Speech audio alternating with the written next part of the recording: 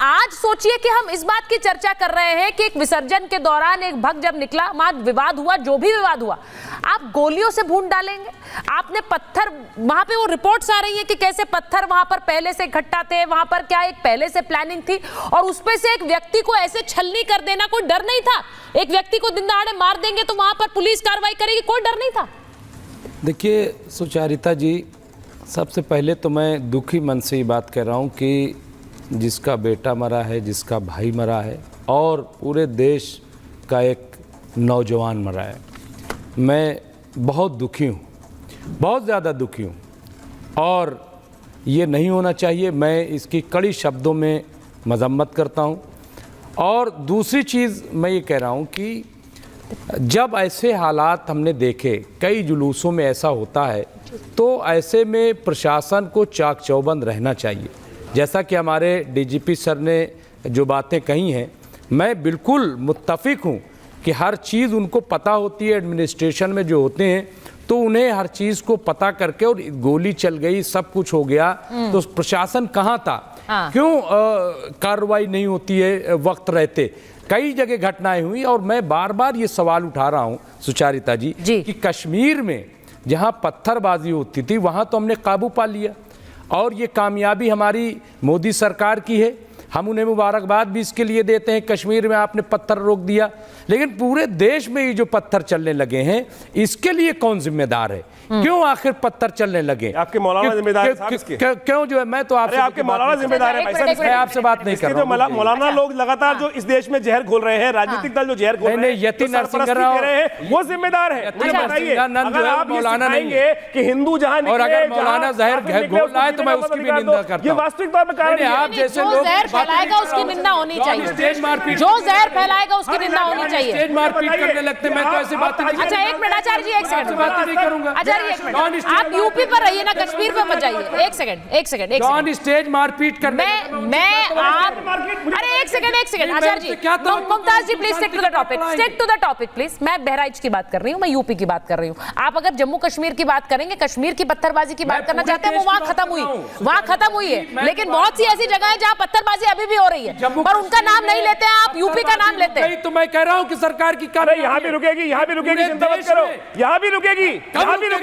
अभी मदरसे बंद होंगे तब सब रुकेगा। अभी मदरसों में जिस प्रकार से अंकुश चल रहा है, चिंता ना करो, सब रुकने की बात आएगी। जो आप सिखा रहे हो ये वही काट रहे हो। अरे और जो सिखा रहे हो वही कट रहा है। और मैं कहना चाहता हूँ, पूरी जिम्मेदारी से कहना चाहता हूँ कि देखिए, मैं ये देख रहा हूं कि ये घटनाएं बराबर हो रही हैं। इसके पीछे कहीं ना कहीं मुझे लग रहा है कि सरकार के खिलाफ भी कोई बहुत बड़ी साजिश है और वो डिस्टर्ब करना चाहते हैं, हिंदू मुस्लिम कराना चाहते हैं। इसलिए मुझे लग रहा है कि जो भी साजिश करने वाले लोग हैं उनके खिलाफ उनका पता लगाया जाए, क्योंकि सिर्फ जो है चंद सामने को लोगों को पकड़ लेने से मसला हल नहीं होगा, बल्कि वाकई कौन लोग डिस्टर्ब करना चाहते हैं इस देश को, कौन लोग इस देश को, आप कह रहे हैं बीजेपी की सरकार के खिलाफ आग में झोंकना चाहते हैं, उनको पकड़ना चाहिए, उनको जेल के सलाखों में भेजना चाहिए। तहसीम राजा जो लोग उर्फ साहिर खान ये पकड़े गए हैं, ये पकड़े गए। अब ये अगर ये इनके नाम बोल रहा हूं मैं, इनको भी दिक्कत हो जाएगी। यहाँ पर यहाँ जो स्थिति बची है, जो 6 लोग पकड़े गए हैं, लेकिन अभी पुलिस ने उन लोगों ने वहां किया है, रिकॉर्डिंग भी उपस्थित है, पुलिस सब पकड़ा है, वो भी सुन लीजिए। ये आप उनका नाम महेश कुमार, के शर्मा जी, ठीक है, सांत्वना दे रहा हूं भाई, सत्य साहब एक मिनट रुक जाइए, एक मिनट मुमताज जी, आचार्य जी, एक मिनट सुनिए मेरी बात सुनिए। यहाँ स्टूडियो में इसलिए बुलाया गया है कि देश में किसी भी हिस्से में इस तरह की उपद्रव या फिर मैं कहूं कि हिंसा की तस्वीरें आए, वो अच्छी नहीं लगती हैं। इसीलिए आप लोगों को अपने लोगों से ये कहना चाहिए और हमें इस हिंसा को मिलकर रोकना होगा। यहाँ पर लड़कर नहीं रुक सकती है। एक सेकंड रुक जाइए, एक मिनट, एक बार मैं के शर्मा जी के बाद नहीं सर, आप बहुत देर से बोल रहे हैं, अच्छा अपील करिए, मैं अपने तमाम लोगों से, चाहे वो मुसलमान हो, हिंदू हो, सिख हो, कोई भी हो, ठीक है, वो हिंदुस्तानी है, सबसे पहले भारतीय हैं और उनकी जिम्मेदारी है। देश में देखिए बेरोजगारी है, देश में महंगाई है, देश में जो है तमाम परेशानियां हैं, इसलिए सबको ये सब न करके बल्कि चाहिए कि वो देश के विकास के लिए आगे आए और कहीं कोई अगर साजिश करने वाला मिले। देखिए वहां बहराइच में एक्शन हुआ है, बहराइच हिंसा और आगजनी मामले में एक्शन हुआ है कि मेहसी थाने के जो एसएचओ हैं और जो चौकी प्रभारी हैं उन्हें सस्पेंड कर दिया गया है। कुछ और पुलिस अफसरों पर भी गाज गिर सकती है क्योंकि इलाके में शांति व्यवस्था बनाए रखना इनकी जिम्मेदारी थी, इन्होंने अपना रोल अदा नहीं किया, उन्हें सस्पेंड किया गया है और भी अधिकारियों पर एक्शन हो सकता है। अब सीधी बात यह है कि जब योगी आदित्यनाथ ने अपने टॉप कॉप को वहां भेजा है, एसटीएफ चीफ वहां पहुंचे हुए हैं, अमिताभ यश वहां पर पहुंचे हैं, उनकी तस्वीरें आ रही हैं, वो खुद ग्राउंड पर हैं। ये एक तरह का एक कॉन्फिडेंस बिल्डिंग मेजर है डीजीपी सर, जब आपके बड़े अधिकारियों को आप भेज देते हैं कि आप वहां जाइए और आपको नियंत्रण में लाना है सिचुएशन को। ये संदेश देता है कि सरकार इज वेरी वेरी सीरियस, उस मामले को लेकर गंभीर है। और दो धड़े हैं इसमें, एक वो जिन्होंने पत्थरबाजी की, जिन्होंने रामगोपाल को छलनी कर दिया, उसकी जान ले ली, उसकी हत्या कर दी, और वहीं दूसरी तरफ वो भी जो सड़क पर उपद्रव मचा रहे हैं। बिल्कुल सही सुचेत है, बड़ा स्पष्ट और अनएम्बिगुअस ये संदेश है कि एसटीएफ चीफ और ADG law and order Amitabh Yash का वहां जाना, और ये दिखाता है कि जिस वक्त प्रशासन को नंगी तलवार हो जाना चाहिए तो ये नंगी पिस्तौल यही इंगित करती है कि जो बवाल करेगा, कानून हाथ में लेगा तो उसके परिणाम भोगने के लिए भी तैयार रहे। लेकिन अगर मैं चाहता, मेरा ये परामर्श होगा कि अगर ड्रोन टेक्नोलॉजी से छतों पर जा करके एक एक पत्थर, एक एक पिस्टल, एक एक पेट्रोल का पता लग सकता था, एडवांस इंटेलिजेंस पे प्रिवेंटिव अरेस्ट हो सकती थी, वो भी अगर हो जाती तो काम और आसान हो जाता।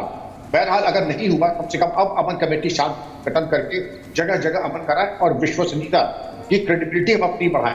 अपनी क्रेडिबिलिटी जब बढ़ाएंगे तो जनता हमारी बात सुनेगी। और जिस तरीके की, जैसे हम लोगों के जो पैनलिस्ट मुमताज साहब हैं, हसन साहब हैं, आचार्य विक्रमादित्य जी हैं, शर्मा जी, ये जाके जनता से अपील करें अमन के, तो इनकी बात सुनी जाती है। ऐसे मौके पे पुलिस की आवाज बिल्कुल कचार खाने में तूती की आवाज की तरह हो जाती है और के ऊपर आरोप प्रत्यारोप करने लगता।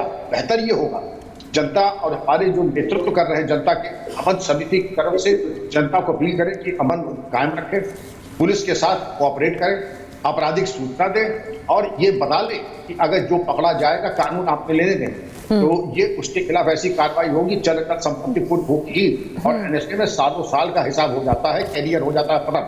देखिए जब मैं करके और confidence building measure, paramilitary force के फ्लैग मार्च, और ये होने ही चाहिए। मैं एक सीधा सवाल पूछ रही हूं, आप के शर्मा जी और अजीज खान साहब को स्क्रीन पर ले लीजिए एक बार।